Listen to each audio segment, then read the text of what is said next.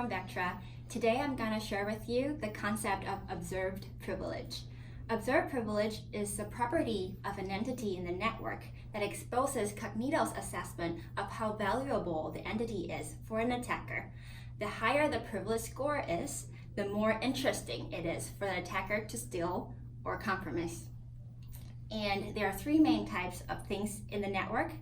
We have the account, the host, which is the computer the account used to access resource in the network, and the service, which is the resource in the network. And the way we define the privilege score of the account is basically how many things you have control over in the network. So for example, if we have a normal employee account right here, and all it does is accessing this KRB-TGT, which is Kerber's ticket granting ticket in the network. It basically means it only logs onto the network and doesn't do anything. In this case, this will be a not very interesting entity for the attacker to steal because it has no control over anything in the network.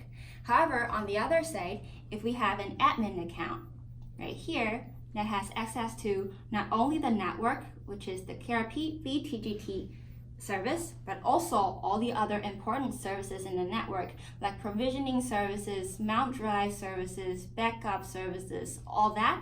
And in this case, the admin account would be much more interesting for the attacker to steal because it has control over a lot of things in the network.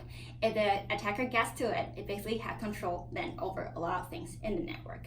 So in this case, the admin account will have a super high privilege score, while the normal employee account will have a pretty low privilege score. And this is how we define the privilege score of the account. And the way we define the privilege score of the host is basically the privilege score of the account that's typically on it. So for example, the computer of this admin account right here will have a very high privilege score because the admin credentials on there. If the attacker gets to it, it can basically steal the admin's credential and do a lot of things.